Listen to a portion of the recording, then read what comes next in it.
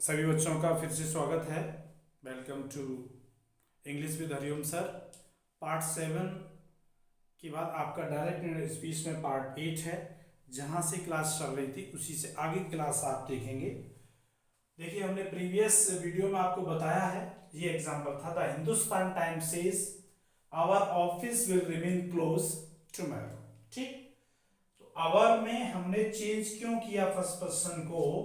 Because our office ये किसके लिए यूज हो रहा है? हिंदुस्तान टाइम्स। हिंदुस्तान टाइम्स एक नेम ऑफ न्यूज़पेपर। ओके, ये कोई व्यक्ति नहीं है, इसलिए इसको किस में चेंज करेंगे? इट्स में। और यदि आगे भी अगर इससे संबंधित कोई भी प्रोनाउन आता है तो वो भी उसी के अकॉर्डिंग केस में चेंज होगा। ठीक, अब मैं ये जानना चाहूंगा आपसे, एक चीज आप बताइएगा कि सेज का सेज हमने क्यों लिखा है? क्योंकि यहाँ पर ऑब्जेक्ट नहीं है। दैट क्यों लगाया हमने? क्योंकि यहां से हम क्या रिमूव कर रहे हैं? Inverted comma. इट्स क्यों यूज हुआ है? इट्स इसलिए यूज हुआ है, आवर ऑफिस किसकी ऑफिस है? ये हिंदुस्तान टाइम्स न्यूज़पेपर के ऑफिस है, इसलिए इट्स ऑफिस आएगा। और विल का विल क्यों रहा? विल क्यों नहीं चेंज हुआ? क्योंकि सेज प्रेजेंट टेंस में रिपोर्टिंग वर्ब होती है, तो हम इनडायरेक्ट बनाते समय रिपोर्टेड स्पीच का टेंस नहीं बदलते हैं। और द नेक्स्ट डे क्यों आया है कि we change tomorrow into the next day या द फॉलोइंग डे। ठीक है, ओके।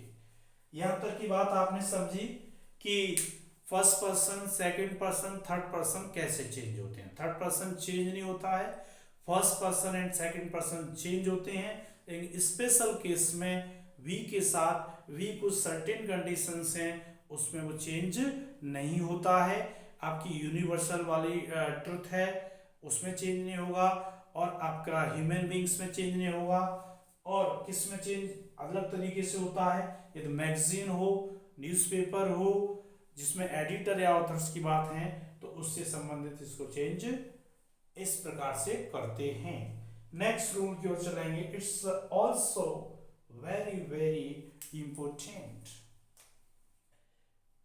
कभी कभी, समटाइम्स, sometimes our object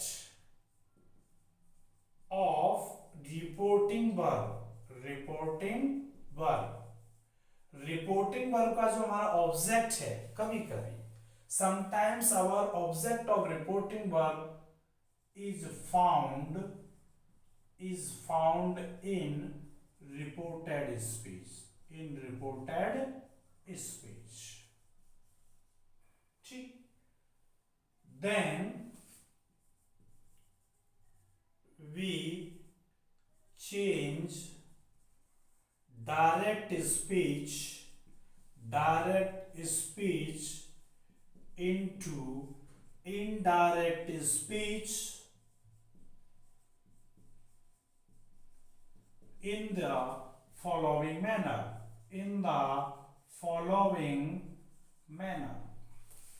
इस तरीके से हम उसको चेंज करेंगे। देखें कैसे चेंज होता है और क्या दिया जाता है। ठीक है, जैसे हमने कहा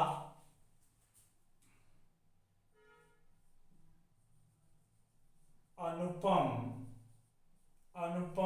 सेड। अब आपको दिख रहा होगा बोर्ड ना, अनुपम सेड। अनुपम ने क्या कहा? अनुपम सेड, और यूं करके लिख दिया मिस्टर गुप्ता। इसके पीछे ध्यान दें, ये क्या है? इसको कॉमा बोलते हैं। क्या बोलते हैं? कॉमा बोलते हैं। ठीक है, अब किसी ने जैसे आप बोल रहे हैं उसे कि you are speaking the truth. अब आपने ये डायरेक्ट स्पीच आपको दिया है, आप ये नहीं कहेंगे इसमें ऑब्जेक्ट नहीं है।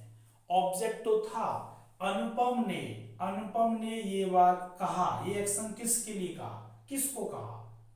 इसका सब्जेक्ट तो ये है ही, ये रिपोर्टेड स्पीच। ये बात अनुपम किससे कह रहा है? मिस्टर गुप्ता से बोल रहा है। किससे बोल रहा है? मिस्टर गुप्ता। तो mister Gupta is the object of reporting verb, but इस सेंटेंस में किस में दिया है? रिपोर्टेड स्पीच में दिया है। किस में दिया है? रिपोर्टेड स्पीच में। It's also very important. Okay, तो इसकी इनडायरेक्ट क्या बनाएंगे आप, अनुपम। अब इसका मतलब है सेड टू मिस्टर गुप्ता, तो टोल्ड आएगा। यदि टोल्ड लिखेंगे तो आपको पीछे ऑब्जेक्ट लिखना पड़ेगा, because told is transitive verb. Gupta, Anupam told mister Gupta. अब जैसे आप चेंज करते हैं इन्वर्टेड कॉमा रिमूव किससे हुआ, दैट से। You is the second person, second person nominative case, किसके अकॉर्डिंग, ऑब्जेक्ट। ऑब्जेक्ट यही है, ऑब्जेक्ट क्या है, मिस्टर गुप्ता, तो क्या होगा यहाँ पर ही। अब देखिए यहाँ पर एक और परेशानी है, अगर ये ही जो हमने यूज किया है, ये ही, अब इस सेंटेंस में पता नहीं चल पा रहा ये ही मिस्टर गुप्ता के लिए यूज हुआ है या अनुपम के लिए यूज हुआ है। ठीक, यदि यहां से डायरेक्ट स्पीच को रिमूव कर दिया जाए और केवल इसको ऐसे पढ़ा जाए, ऐसे पढ़ा जाए, कैसे, कि he was speaking the truth, he was speaking the truth, truth, idea से। ठीक, अब अगर ये चीज ऐसे दी है तो इस सेंटेंस, अगर ये सेंटेंस नहीं होता तो ये सेंटेंस कंफर्म नहीं कर पा रहा है कि ये सच बोलने वाला व्यक्ति मिस्टर गुप्ता है या अनुपम है। इसलिए ऐसे सेंटेंसेस में ये ऑप्शन यदि कंपटीशन में है और ये भी ऑप्शन है आपके पास, Anupam told mister Gupta that he, और ब्रैकेट में क्या लिख दिया, ये किसके लिए ही यूज कर रहे हैं आप, सेकंड पर्सन किसके अकॉर्डिंग, ऑब्जेक्ट, यानी ब्रैकेट में आपने लिख दिया मिस्टर गुप्ता, ब्रैकेट में लिखा जाता है उसको, mister Gupta was speaking the truth. यदि ऐसा दिया है, दो ऑप्शन हैं, तो डियर स्टूडेंट, इसमें इस ऑप्शन को गलत माना जाएगा, इसको सही माना जाएगा। ठीक, क्योंकि इस सेंटेंस में मीनिंग की क्लैरिटी ज्यादा है इस सेंटेंस की अपेक्षा, क्योंकि इस सेंटेंस में ही एक ऐसा वर्ड यूज हो गया है जो ये कंफर्म नहीं कर पा रहा है कि जो गिवन सेंटेंस है कि you are speaking the truth, इसमें ट्रुथ का, जो ट्रुथ बोलने का काम अनुपम बोल रहे हैं या मिस्टर गुप्ता बोल रहे हैं। ठीक है, तो आपका ऑप्शन ये सही होना चाहिए, न कि ये। ठीक है, तो आपने ये देखा कि आपका ऑब्जेक्ट ऐसे मिलता है, कभी कभी ऑब्जेक्ट कैसे मिल जाएगा, दूसरा तरीका भी है। एक और एग्जांपल लें, हमारा जो डियर स्टूडेंट है वो कह रहा है प्लीज सर एक और एग्जांपल दीजिएगा, डेफिनेटली देंगे। जैसे हमने लिखा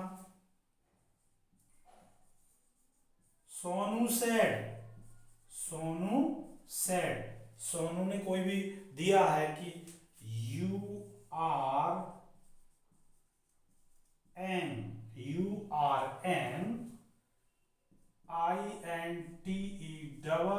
INTELLIGENT, you are an intelligent student, you are an intelligent student, और पीछे लिख दिया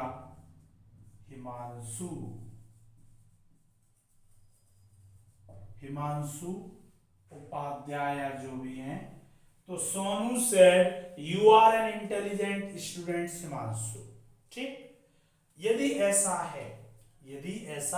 है तो अब आप देख पा रहे हैं कि इस डायरेक्ट स्पीच में जो रिपोर्टिंग वर्ब है, सबसे पहले देखने पर हमें यह ऑब्जेक्ट दिखाई नहीं देता है, लेकिन हमने देखा रिपोर्टेड स्पीच में सब्जेक्ट तो है, लेकिन हिमांशु जो कैरेक्टर दूसरा है ये कौन है, ये सोनू ने जो बात कही है किससे कही है, हिमांशु से, तो Himanshu is the object of reporting verb, यानी ऑब्जेक्ट कभी रिपोर्टेड स्पीच के शुरू में भी आ जाता है, कभी बाद में भी आ जाता है। तो क्या लिखेंगे, सोनू सोनू टोल्ड हिमांशु सोनू टोल्ड हिमांशु सोनू ने हिमांशु से कहा दैट यू कौन सा पर्सन है सेकंड पर्सन क्या है सेकंड पर्सन किसके अकॉर्डिंग ऑब्जेक्ट के अकॉर्डिंग तो क्या आएगा ही फिर कंफ्यूजन सोनू ही है या हिमांशु ही है तो ये किसके लिए यूज हुआ है हिमांशु के लिए यूज हुआ है किसके लिए हिमांशु के लिए हिमांशु अब इस आर एन किस में चेंज हो जाएगा वॉज में वॉज एन इंटेलिजेंट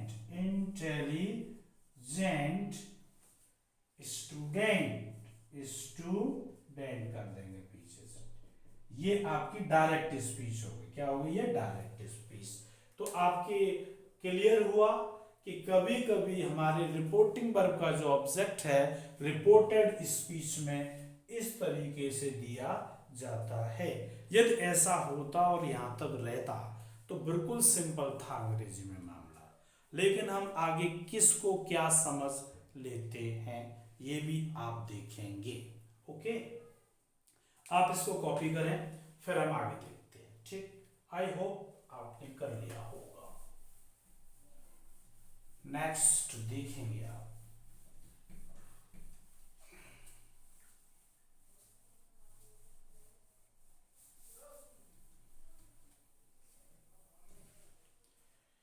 ऐसे हम एक सेंटेंस नोट में लिखेंगे किस में लिखेंगे नोट में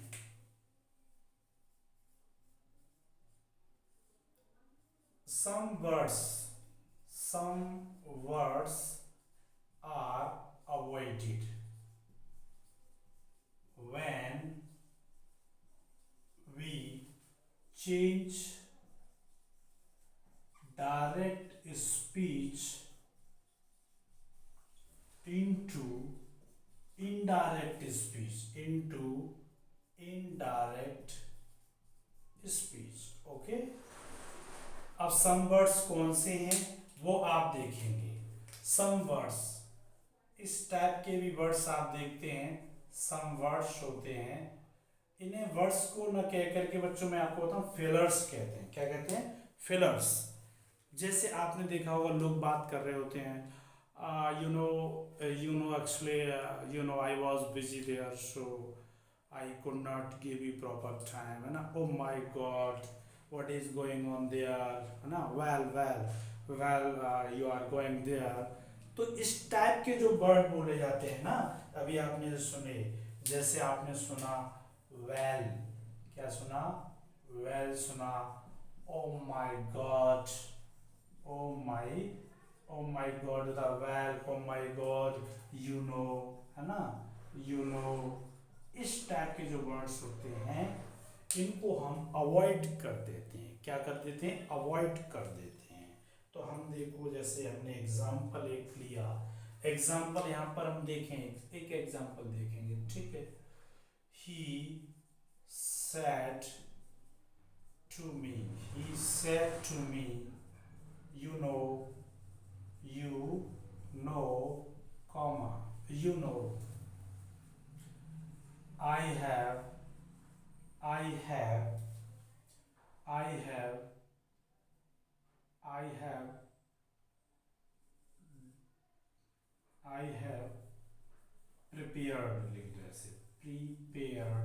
I have prepared my